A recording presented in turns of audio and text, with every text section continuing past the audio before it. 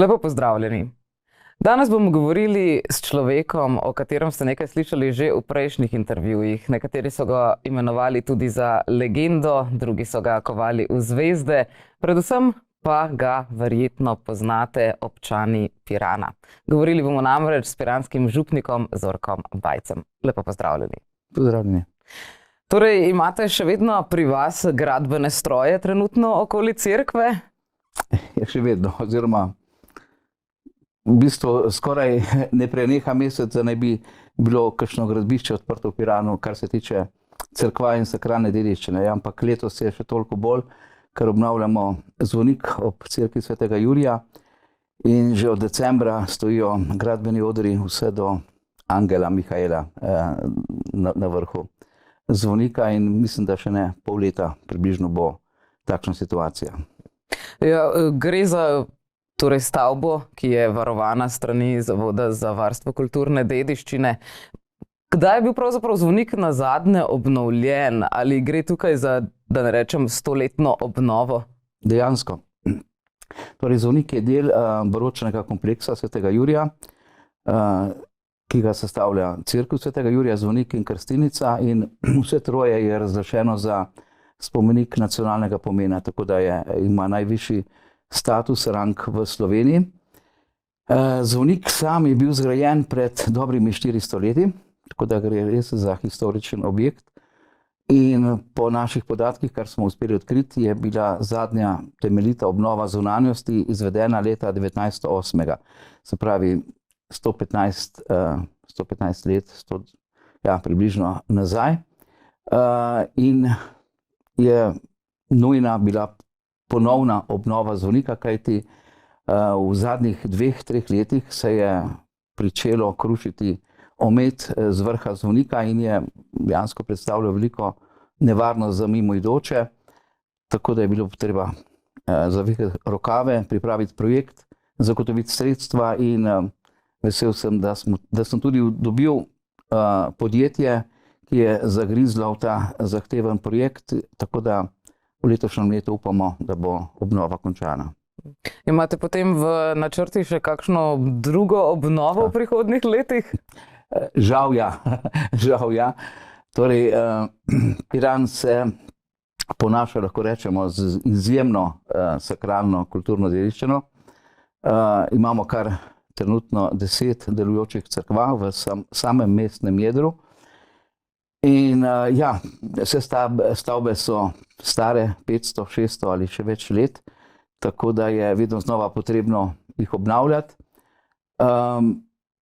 Lansko leto smo uspešno obnovili cerkev Marije Tolažnice, predvsem notranjost, štukaturni strop, slike, znano bizantinsko ikono iz 14. stoletja. Vnaprej pa kaže, najprej bo treba verjetno zagristi v obnovo cerkve svetega Petra. To je cerkev, ki je na Tartinijevem trgu. In zadnjih 30 let dejansko ni bilo vanjo nič vloženega, razen obnove strehe, tako da notranjost nujno kliče po prenovi. Vseskozi pa je tako breme, ki visi nad mano oziroma nad župnijo, cerkev Marije Zdravja na Punti. Ta je pa v najslabšem stanju, predvsem zaradi svoje lege, izpostavljena morju, vetrovom, soli predvsem. V zadnjih letih smo uspeli obnoviti vsaj streho, okna, štukaturni strop, vendar sama notranjost pa je v zelo slabem stanju in gre za izjemno zahteven projekt, tudi strokovno. Tudi z Zavodom za kulturno dediščino in ostalimi inštitucijami, kot je Restavratorski center, iščemo primerne rešitve, kako sploh pristopiti do obnove te cerkve. Tako da za nekaj prihodnjih let je gotovo že odprtih projektov.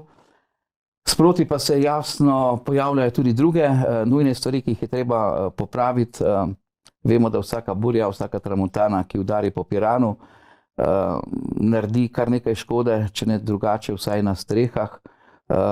In vedno je treba biti pozoren, da odpravljaš tiste vzroke, ki lahko pripeljejo kasneje še do večjih poškodb samih objektov. Pred poplavami ste varni oziroma pred visokimi plimami? Ja, cerkev svetega Jurija in župnišče, ja, ker smo 20 do 30 metrov nad morsko gladino, vendar recimo prav cerkev Marije Zdravja na Punti pa ne.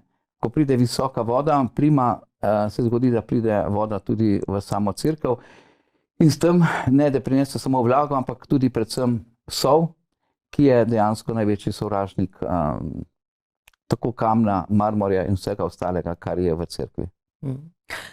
Glede na to, da sem slišala, da ste pomagali nekaj tudi gospodu Slavkotu Preglu pri pisanju njegove knjige o Piranu, vas bom povprašala še malce o zgodovini. Katera je, na primer, najstarejša od teh cerkva, ki jih najdemo v Piranu, in koliko časa je pravzaprav Rimokatoliška cerkev prisotna na tem območju? Ja, točnih podatkov žal nimamo, vendar ob izkopavanjih, ki smo jih opravili v cerkvi svetega Jurija, se pravi na vrhu Spetine, ko smo tudi odprli arheološko jamo, ki je del Župnickega muzeja, smo odkrili ostanke, lahko rečem, več kot 2000 let nazaj. Gre za najprej histrsko svetišče, zagotovo pa potem rimsko svetišče, rimski tempelj izpred 2000 let, ostanki so še vidni. Kristjani pa so prišli v Piran nekje v 5. in 6. stoletju in ob izkopavanjih te arheološke jame smo tudi najdli staro fibulo, se pravi sponko pava iz 6. stoletja. In pav je že starokrščanski simbol večnosti, nesmrtnosti, tako da se predvideva, da so že zagotovo v 6. stoletju kristjani bili prisotni v Piranu in tudi zgradili na tem mestu, kjer je bil prej tempelj, starokrščansko cerkev Majšo. In kot se je potem Piran nekako večal, razvijal, se je tudi cerkev temu prilagajala. Tako da manjšo obliko, kot je ima danes, je dobila nekje v 9. in 10. stoletju, v času romanike, so tudi vidni še temelji, zidovi te cerkve. Današnjo velikost pa je dobila v času gotike, leta 1344, ko so jo zgradili v tej obliki, približno v tej obliki, kot jo poznamo danes. In takšna je vztrajala vse do konca 16. stoletja, se pravi, okrog 1600 so se mestni veljaki, možje in tudi duhovščina odločili, da cerkev modernizirajo v takratnem duhu renesanse in baroka. In prejšnja, tako imenovana triladijska gotska cerkev, je postala dvoranska cerkev, kot jo poznamo danes. Doživela je kar nekaj sprememb tudi notranjosti, dobila več oltarjev, trenutno ima cerkev 7 oltarjev, pa še 2 veliki niši z skulpturo svetega Jurija in svetega Miklavža. Ena glavnih sprememb, ki se je takrat zgodila, se pravi okrog leta 1600, je pa to, da je zvonik, ki je prej bil del cerkve in je stal na današnji ploščadi ob cerkvi, ki je ploščad je zgrajena na 11 obokih. No in ta zvonik je bil v vogalu cerkve in hkrati pred cerkvijo je bila tudi krstilnica na tej ploščadi. No in takrat so potem krstilnico porušili, zvonik tudi, in zgradili samostoječi zvonik, kot ga poznamo danes. To je bilo okrog leta 1605 do 1615, približno v tem času. In par desetletij kasneje so potem zgradili še krstilnico ob zvoniku. Tako da do leta 1600 je imel Piran malce drugačno veduto ali podobo, ki lahko tudi vidimo na starih slikah. Ena od teh je tudi v cerkvi svetega Jurija, kjer se vidi še zvonik in krstilnica na levi strani današnje cerkve. Od 1600 naprej pa imamo današnjo podobo. In morda še ta zanimivost, takrat so zvonik zgradili po vzoru beneškega zvonika svetega Marka. Vemo, da je Piran bil vse od leta 1283 tesno povezan s Piranom, vse do propada Beneške republike, do prihoda Francozov okrog leta 1800. No in Pirančani so zgradili ta zvonik, ki je tako rekoč kopija, sicer pol manjša od zvonika svetega Marka, naš meri 50 metrov, beneški 100 metrov, ampak zanimivost je to, da je ta naša kopija starejša od originala, ne. Morda gledalci vedo, da se je, mislim, da je leta 1902 v Benetkah zvonik zrušil zaradi določenih posegov in bil zgrajen tudi iz opeke in takrat se je v bistvu 2/3 zvonika oziroma še več se je sesedlo. Potem so se Benečani odločili, da ga na novo zgradijo v takšni obliki, kot je bil nekdaj. No, naš pa že dobrih 400 let kljubuje vsem neprilikam in upam, da po tej obnovi, ki je bo sedaj deležen še naslednjih 100 let in več, recimo, da vsaj 100 let ne bo potrebno obnove takšne, kot je deležen sedaj. Verjetno je kljuboval v teh letih že marsičemu. Kaj pa recimo pravijo cerkveni arhivi? So se morali ljudje kdaj zateči v cerkev na vrhu hriba zaradi kakšnih napadov, požarov, kakšnih drugih nevarnosti? Da bi vedel, ne. Piran je imel to srečo, oziroma ima nekako še vedno. S 3 strani ga obdaja morje, iz 4. pa obzidje. Obzidje je bilo zgrajeno tudi v 15. stoletju, se pravi že več kot 500 let, varuje Piran. To je najmlajše obzidje, ki ga ima Piran. Piran je imel prej že vsaj 3 obzidja, ki so bila starejša. In tako kot sem dejal, Piran se je širil, se je tudi obzidje počasi pomikalo proti hribu. In v času turških vpadov oziroma nevarnosti turških vpadov so zgradili to današnje obzidje, ki je varovalo mesto pred vdori iz celine. Hvala Bogu, Turki niso nikoli prišli do obale, do Pirana, tako da tudi sami prebivalci so bili tako rekoč varni in niso potrebovali še posebne zaščite v cerkvi. In tudi, kolikor vem, ni bilo kakšnih večjih požarov, zato se je tudi vsa oprema skozi stoletja, tako cerkvena, liturgična, skozi vsa stoletja ohranila. Torej, cerkev ni bila izropana, ni bila požgana in danes zato ima Piran izjemno veliko bogastvo te tudi premične sakralne dediščine, za katero je sedaj potrebno skrbeti. In delček tega smo že pred 20 leti, ko smo ustanovili muzej, ki ga počasi dopolnjujemo, predstavili javnosti. Je pa tega zagotovo še za vsaj nekaj takšnih muzejev, če bi imel dovolj prostora in seveda tudi dovolj sredstev, da bi to liturgično opremo lahko restavriral, obnovil in dostojno predstavil javnosti.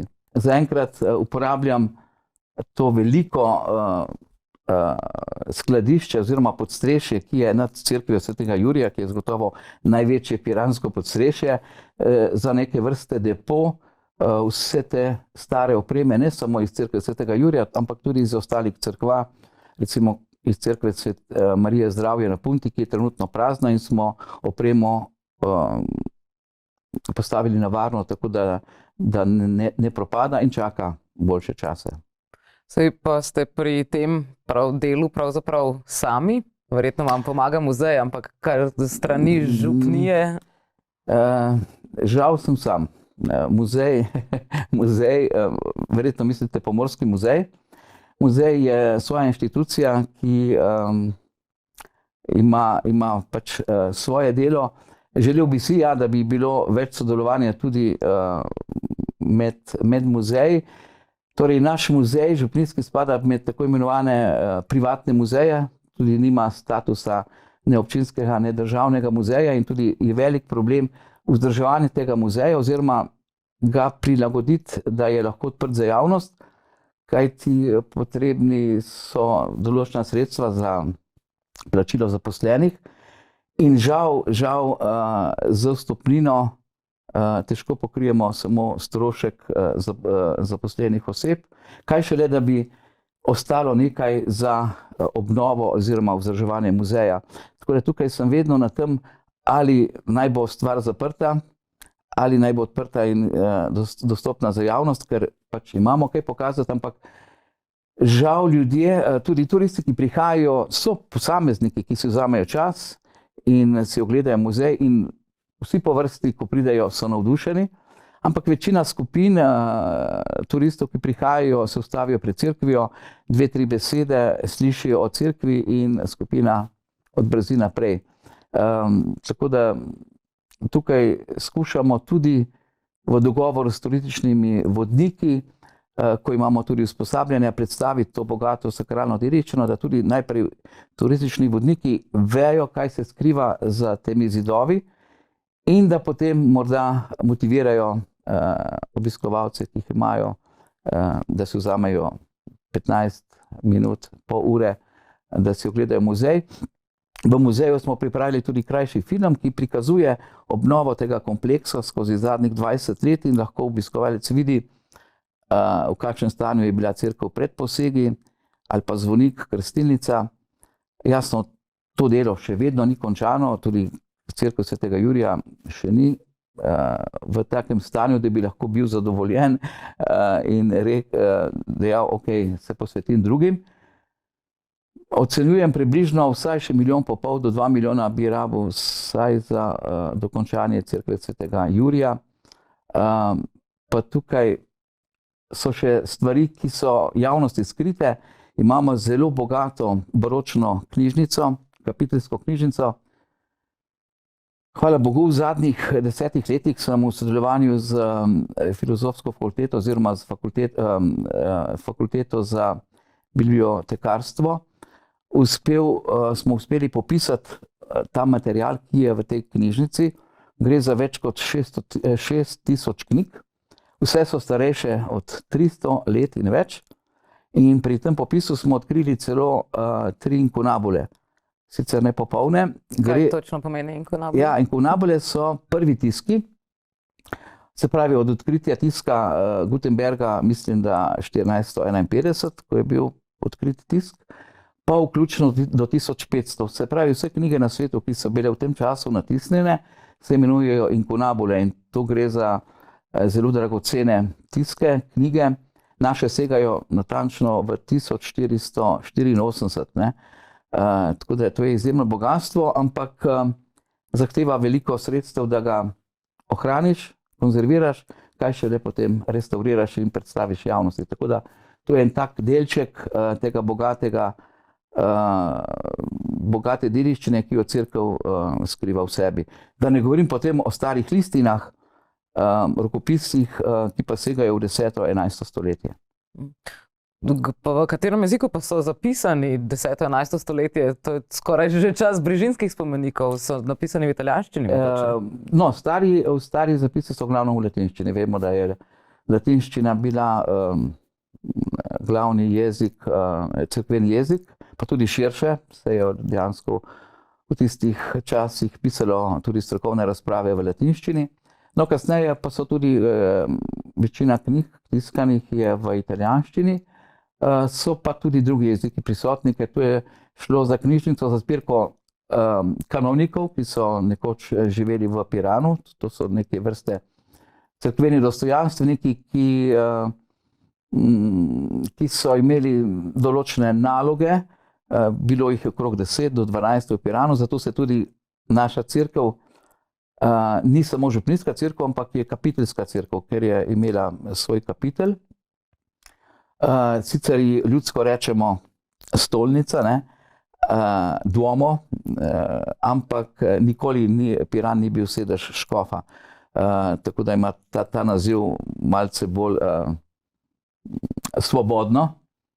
Tako da je pa dobil ta naziv predvsem zaradi pomena, ki ga je Piran imel skozi zgodovino, mesto kot tako. In vedeti moramo, ja, kot sem dejal, trenutno ima Piran 10 cerkva, ampak pred dobrimi 200 leti je imel še 23. Tako da skoraj vsaka druga hiša je bila kapela ali pa cerkev. Na tako majhnem prostoru je to izjemno gosto posejano z sakralnimi objekti. No in ja, in Sveti Jurij kot najbolj dominantna cerkev ohranja to svojo vlogo, tudi konec koncev daje tudi prepoznavnost samemu mestu Piran. Z vseh strani, ko ga pogledamo, vidimo ta mogočen kompleks Svetega Jurija in človek se lahko samo čudi, kako so v tistem času bili sposobni zgraditi tako cerkev kot zvonik s takratno tehnologijo, ko ni bilo ne hidravlike, ne motorjev, ne elektrike.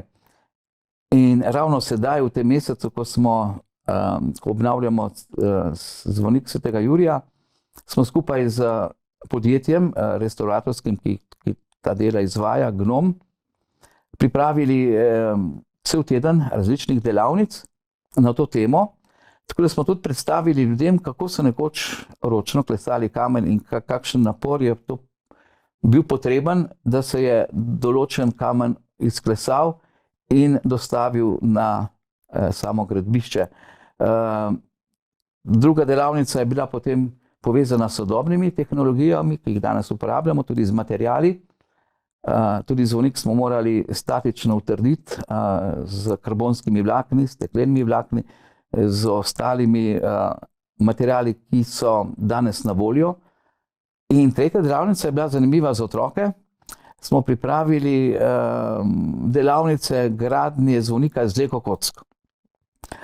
Izdelali smo načrt zvonika 3D, naročili kocke v Nemčijo, 6500 majhnih kock, in cel teden so otroci iz vrtca, iz šol hodili graditi ta zvonik in je zrasel 1,60 m približno, tako da je avtentična kopija pravega zvonika. In s tem smo tudi otrokom poskušali povedati, kaj pomeni gradnja enega takega zvonika v tistem času, kaj pomeni danes, in predvsem predstaviti jim to bogato kulturno dediščino, da bi na to bili ponosni. Začeti je treba z otroki, da se zavedajo tega, kaj imajo v mestu, ker sam, ko sem prišel kot župnik v Piran leta 2000, sem videl, da večina domačinov sploh ne ve, kaj mesto premore za temi zidovi, ne pozna, kje so cerkve, kaj se v njih skriva. In to je eden glavnih problemov, da potem tudi ljudje nimajo odnosa do te dediščine, jo ne smatrajo za svojo in tudi ne skrbijo za njo. Tako da prvi korak je pokazati ljudem, da so na to ponosni. Naslednji korak je potem, da postaneš odgovoren do tega, in tretji, mislim, in potem, če si odgovoren do tega, tudi nekaj skušaš narediti, ohraniti. In tudi, ko obnavljaš recimo svoje stanovanje in vse ostale stvari v Piranu, če živiš, da jih obnavljaš v skladu s tem, kako mesto živi, kako je mesto nekoč živelo, in skušaš spoštovati vse to, kar so predniki prej ustvarili. Morda nam včasih tega manjka, da bi se vživeli v življenje teh ljudi, ki so ustvarjali, ki so res na težak način vse to spravili skupaj. Potem, ko vzameš kamen v roke, ga ne vržeš stran, ampak ga skušaš z nekim odnosom nazaj ugraditi v stavbo ali pa na mesto, kjer je bil. Ja, včasih se zdi, da naprimer potujemo v Italijo, gledamo tam veliko tudi premične kulturne dediščine v cerkvah. Pozabljamo včasih res, kaj imamo doma, ker naprimer tudi kakšni so tisti glavni, recimo, biseri premične dediščine, ki se najdejo pri vas. Glede na to, da ni bilo nobenih večjih požarov, se je marsikaj ohranilo. Če se ne motim, Gotski križani je eden od teh najstarejših pomembnih objektov. Kateri pa se pravzaprav še, recimo, takole najdejo? Torej, v Piranu, se pravi v župniji Piran, se lahko dejansko ponašamo z marsičem, ampak izpostavil bi najprej 3 stvari, ki so naj v Sloveniji. Torej imamo najstarejši arhiv matičnih knjig, kontinuirano. Če gre kdo od domačinov, nekdanjih domačinov, ki so živeli v Piranu, iskati svoje prednike, lahko pride v čas Michelangela oziroma Leonarda da Vincija. Prvi zapisi krstov segajo v 1540 približno. Torej, skoraj za 500 let imamo mi, se pravi, kontinuirano, brez prekinitev, brez manjkajočih knjig, zbirko vseh krstov. Se pravi, pogrebna oziroma mrliška knjiga je še starejša, tudi najstarejša v Sloveniji, sega v leto 1506. Tako da, ja, v teh knjigah, med drugim je opisan krst tudi najbolj poznanega Pirančana, Giuseppeja Tartinija, 1692, 8. april, navedek, kdaj je bil krščen, in to je tudi edini datum, ki ga imamo, ker ni napisano, kdaj je bil rojen, tako da sklepamo, da je verjetno isti dan ali pa morda dan prej bil rojen. Torej, to je najstarejša zbirka. Trenutno opisujem tiste maloštevilne krste, žal, ki so danes v Piranu, v zaporedno knjigo številko 34. Torej 34 velikih knjig, samo krstnih. Imamo najstarejšo maketo v Sloveniji, leseno maketo cerkve, ki je tudi predstavljena v Župnijskem muzeju. Gre za maketo, ki je stara več kot 400 let oziroma 450 let približno. Sklepamo, da so jo naredili takrat, ko so prenavljali cerkev iz gotike v renesančno, baročno današnjo cerkev. Da so ljudem pokazali, kakšna bo nova cerkev, in tam se lahko vidi v tej maketi, da dejansko je imela 3 ladje, se pravi 2 vrsti stebrov po osrednji cerkveni ladji, da je bila malce nižja, kot je danes, in zvonik pač je bil, kot rečeno, inkorporiran v samo cerkev. Omenili ste tudi Križanega, znani piranski gotski Križani, ki je znan daleč naokoli. Dejansko hodijo določeni turisti, predvsem ljubitelji umetnosti, poznavalci tega iz cele Evrope. Križani sega v začetek 14. stoletja, približno 1320 naj bi bil narejen. Zgodba o njem je malce ni jasna. Predvideva se, da je bil v cerkvi svetega Bernardina, kjer je danes hotelski kompleks, in z jožefinskimi reformami, ko je Jožef razpustil določene samostane, je bil tudi ta samostan razpuščen in naj bi ta križ vrgli v morje. In morje naj ga bi prineslo v Piran. Pirančani so ga potegnili na suho, govorimo to približno 220 let nazaj, in on takrat je postal piranski. Bil je potem skoraj 200 let v Krstilnici. No, in v 70. letih prejšnjega stoletja se je stroka odločila, da ga razišče, in je potem restavriranje potekalo v večjih fazah skozi 30 let in se je odkrilo, da gre za res posebno plastiko, v smislu skulpture iz lesa na posebnem križu. Ugotovilo se je, da je bil 10-krat preslikan v tem času. V tem času mu je zrasla brada, lasje, krono je dobil, oblekli so ga, tako da je na koncu je bil povsem drugačen od tistega originala, kot je bil narejen in kot je tudi danes predstavljen. No, in pred 15 leti sem se potem odločil, da ga predstavimo v cerkev svetega Jurija, kjer je dobil posebno komoro, kjer je zaščiten pred vlago, prahom in ostalimi nevšečnostmi, ki dejansko kvarno vplivajo nanj, tako da je na ogled. Sama podoba Kristusa je izjemno trpeča, pač gre za čas gotike, to njegovo trpljenje je izrazito poudarjeno. Zanimivo pa je, da ima križ, ki ni običajne oblike, ampak ima obliko Y, ki nekako ponazarja drevo življenja. Torej, umetnik je želel povedati, da križ ni več mučilno orodje, ampak kraj novega življenja, novega odrešenja. In alegorija na prvo Mojzesovo knjigo, kjer je opisan rajski vrt Eden, v njem sta 2 drevesi, drevo življenja in drevo spoznanja. No, in ta križ naj bi sedaj predstavljal drevo življenja, na katerem smo dobili novo življenje po smrti Kristusa. Tako da to je ena taka zanimivost. No, imamo pa še eno stvar, ki je naj v Sloveniji in je tudi nasproti tega križanega v prezbiteriju.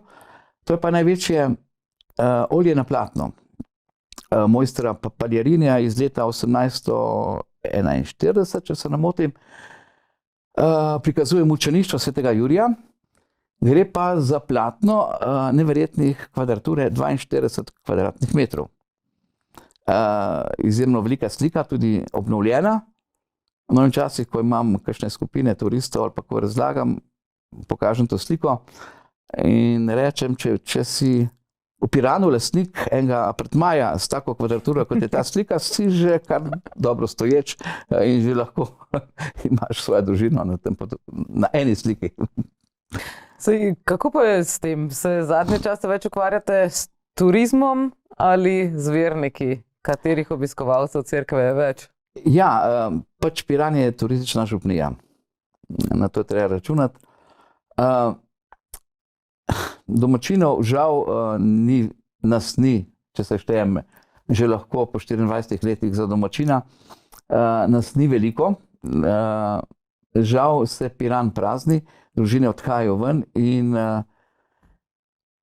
Piran postaja bolj ali manj vikendaško mesto za vikende, za praznike polno, pa ne samo iz Slovenije, ampak iz cele Evrope.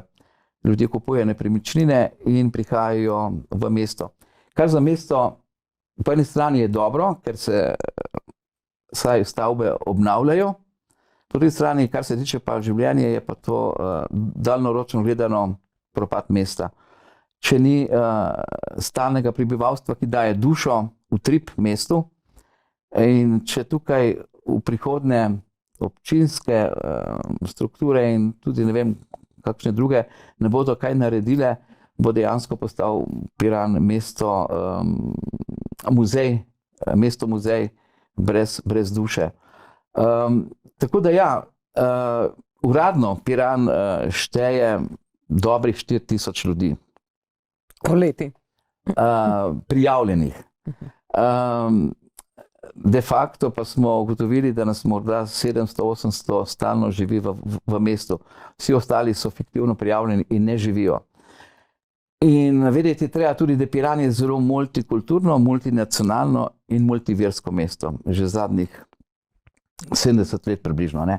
Od Exodusa od leta 54 naprej. In to tudi vpliva na življenje župnije kot take. Zelo dejansko smo katoličani v bistvu v manjšini. Včasih se pohecam, da imam skoraj več cerkva kot vernikov, ki redno prihajajo k maši, kar ni daleč od resnice.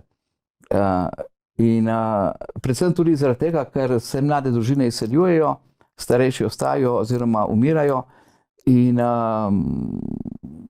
ene perspektive tukaj dejansko ne vidim v prihodnje. Stvar se malo spremeni spomladi poleti, ko prihajajo turisti ali pa tudi določeni vikendaši, ki živijo v Piranu in so povezani s cerkvijo, tako doma in potem jasno tudi ob nedeljah prihajajo k bogoslužju, tako da jih v bistvu že poznam. In če lahko rečem, prav ti rešuje nekako tako, da so nedeljske maše ob nedeljah zastopane, vsaj dajmo občutek, da imam nekoga v cerkvi, da nisem povsem sam.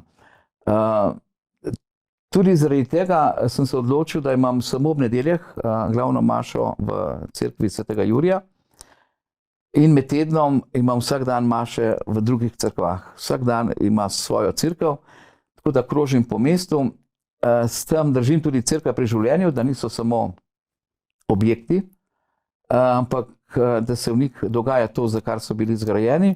Hkrati pa tudi omogočim starejšim ljudem, da lažje pridejo do cerkve, do maše, kajti sveti Jurij je pač na hribu in je potreben že malce kondicije, da prideš k maši.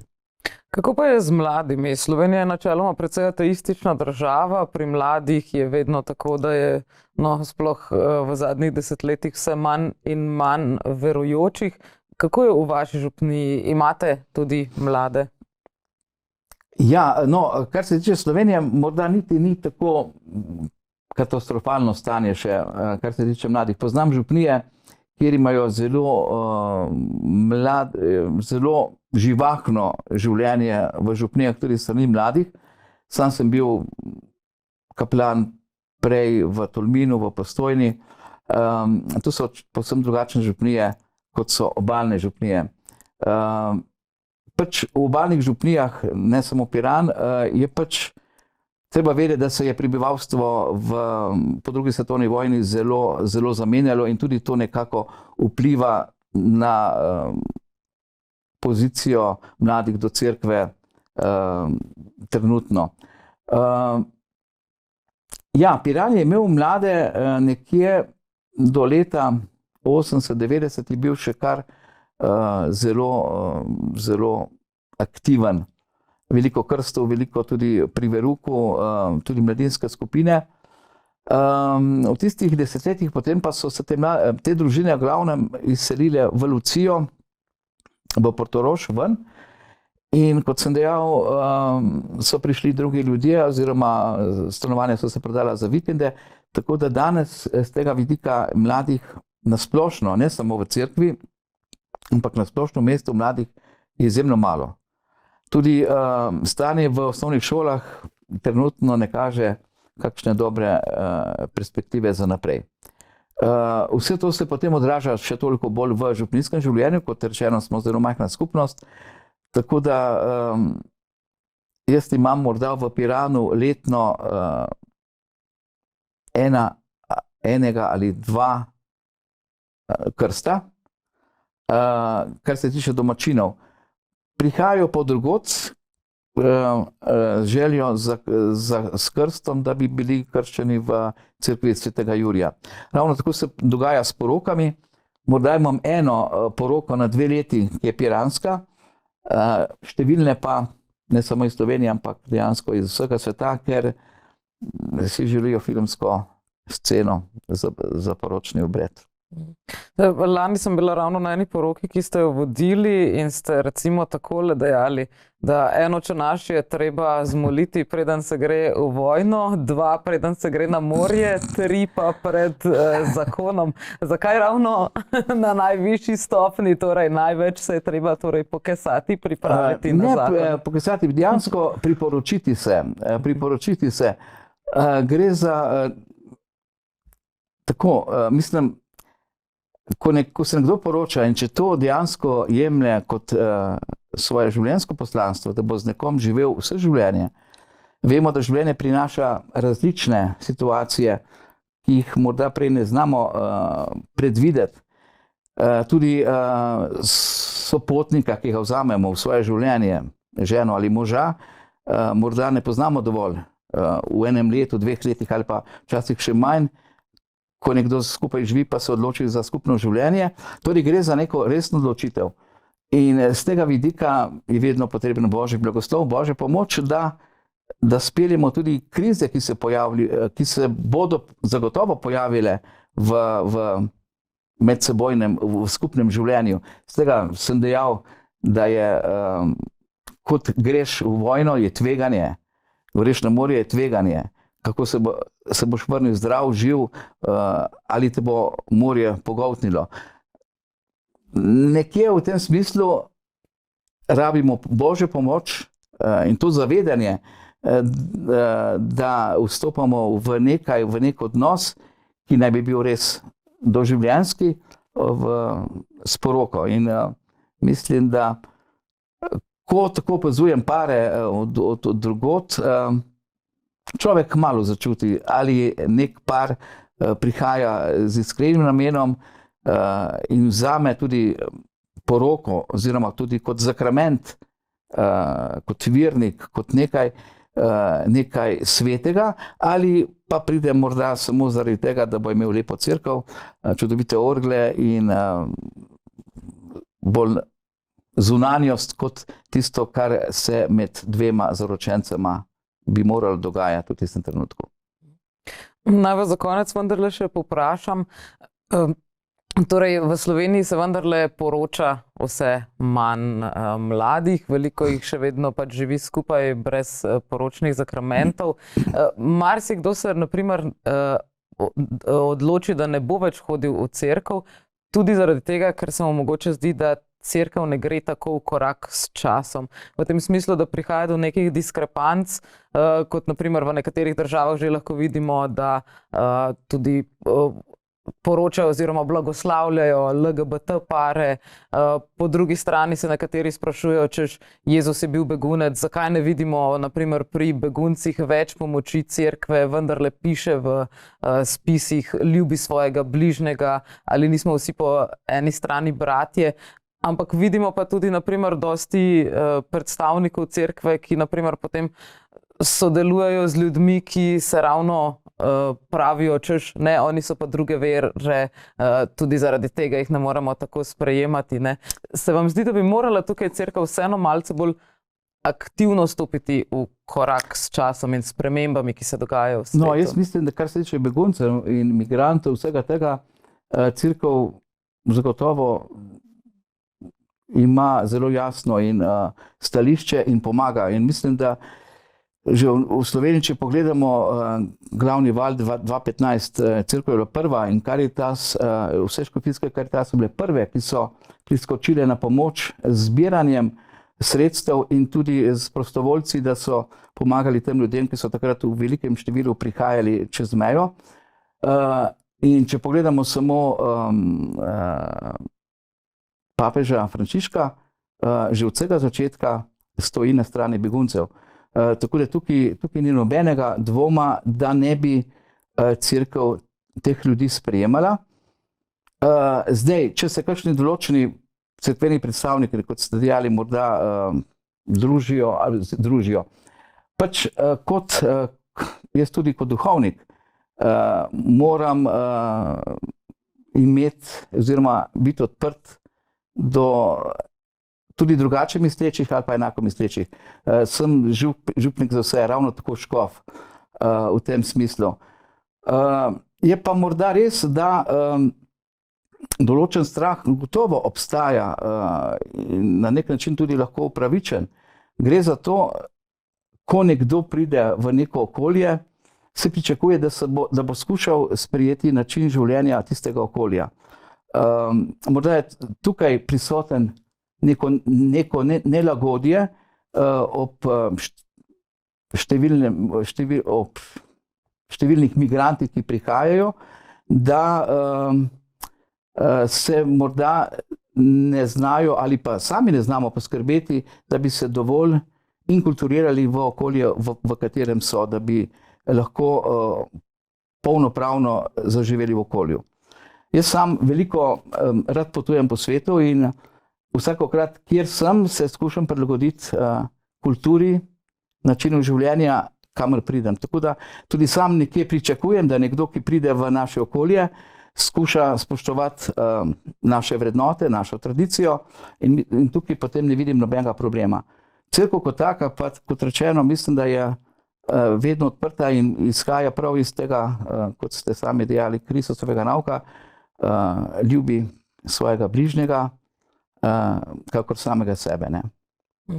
Ker naprimer postavljajo se tudi vprašanja glede recimo celibata, primanjkuje trenutno novih novomašnikov in ravno glede celibata se sprašujejo, ker to ni nekaj, kar bi nekje pisalo, to je nekaj, kar je bilo vzpostavljeno sproti. To je zagotovo, to je cerkvenopravna zakonodaja, ki je nekje v 6. 7. stoletju se je pričelo, ampak je trajalo skozi stoletja, da se je celibat uvedel kot del duhovniške službe. Vemo, poznamo tudi primere grko-katolikov, ki so poročeni, poznamo pravoslavne, ki so tudi poročeni. Tako da to je stvar, ki se lahko v danem trenutku odpravi. Ni vezana na zapovedi, na evangelij, na božje pravne zakone. Je pa res, da kot je celibat bil uveden, ga je morda postopoma, bo verjetno tudi do odprave oziroma do možnosti da se bo nekdo odločil, da je duhovnik ali kot celibater ali kot poročen, bo verjetno daljše obdobje. To ne bo verjetno čez noč. Videti moramo tudi, da če papež nekaj sprejme, mora veljati za celo cerkev in celotna cerkev po svetu je zelo različna in ima do teh stvari tudi različne poglede oziroma stališča. Tako da sam sem prepričan, da bo do tega nekoč prišlo. V to smer tudi sedanji papež veliko spodbuja tudi pogovor, dialog. Uvajajo se tudi vedno bolj tudi poročeni diakoni, kar je nekoč ni bilo možno. Tako da je gotovo, morda bo to spodbudilo, da se bo kdo več odločil za duhovniški poklic, če bo imel možnost tudi svoje družine. Ni pa to povsem nujno. Poznamo prakso tudi pravoslavnih cerkva, kjer se tudi srečujejo s pomanjkanjem duhovnikov, kljub temu, da so lahko duhovniki poročeni. Tako da to je stvar, o kateri veliko tudi razmišljamo, debatiramo tudi na dekanijskih, škofijskih ravneh, ampak mislim, da ja, gotovo pa je v tem trenutku, če se odloči za duhovnika, je to tudi način življenja in zahteva malce več zavzetosti, predanosti temu poklicu, kot če imaš družino. Zdaj, vsaka medalja ima dve platine, ima plus in minus. Tudi kot duhovnik, če si celibater, imaš več časa, več možnosti, da se posvetiš svojemu poslanstvu. Če imaš družino, je gotovo mora biti družina na prvem mestu. In je potem služba, ki opravljaš poslanstvo kot duhovnik, ob tem. Tako da v tem smislu se da veliko razpravljati. Sam sem mnenja, da tudi sem prepričan, da bo prišlo do tega, da bo pred posvečenjem dana možnost, da se bo nekdo odločil, ali želi biti poročen in duhovnik, ali želi živeti v celibatu in biti duhovnik. Kot imajo pravoslavni, tudi pri pravoslavnih je isti način, ti se moraš poročiti, preden si posvečen. Ko si posvečen, ni več možnosti, da se poročiš. Zdi se, da danes ljudje vseeno počasi so že malo začeli pogrešati neke skupnosti, zelo smo individualizirani in v tem smislu je mogoče malce nenavadno, da je tako malo ljudi vseeno zahaja v cerkev. Zato sem se recimo spraševala, kako odgovarjate tistim, ki mogoče bi rekli, saj verjamem v Boga, ampak se mi ne zdi pravičen v tem smislu, poglejte, kaj vse se dogaja po svetu, zakaj to dopušča. Ja, to je v bistvu najlažje, če v prst usmerimo v Boga in rečemo, Bog je kriv. Ne zavedamo pa se, da nam je Bog dal svobodno voljo in da smo mi tisti, ki povzročamo vse te stvari in dejansko je na vsakem posamezniku, ali hodi v cerkev ali ne hodi v cerkev, da skuša po svoji vesti živeti tako, da ne bo drugega prizadel. To je tisto osnovno pravilo. Kristus je to obrnil pozitivno. Stori drugemu to, kar želiš, da drugi stori tebi. Se pravi, tukaj je pa aktivna vloga kot kristjana, da skušaš nekaj dobrega narediti, ne da samo ne storiš nekaj slabega nekomu in da si, bom rekel, individualist zaprt v svoj svet. In to se nam danes dogaja in počasi vidimo, da na ta način ne bomo nikamor prišli, ampak da moramo se biti empatični do drugega, se povezovati v dobrem.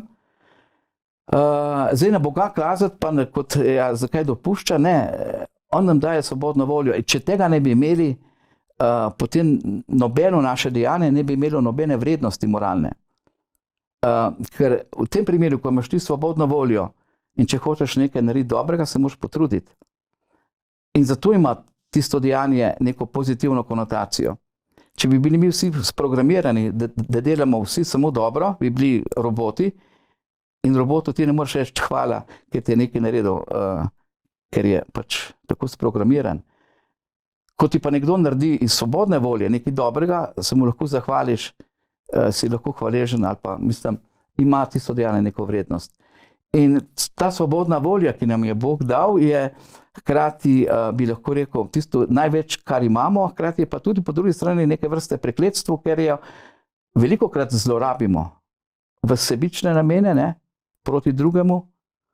In tukaj Bog nas ne more prisiliti, da bomo delali dobro. Želi, da se sami odločimo, ali bomo delali dobro ali slabo. In mislim, da tukaj je ves ta izziv in ta napetost, ki jo v bistvu ves čas svojega življenja tudi vsak od nas lahko čuti. Mislim, da so to odlične besede za zaključek najinega pogovora. Lepa hvala, da ste se udeležili intervjuja. Z veseljem, hvala. Tako, dragi gledalci, upam, da boste kaj dobrega danes storili tudi sami. Se vidimo prav kmalu spet na Megafon TV.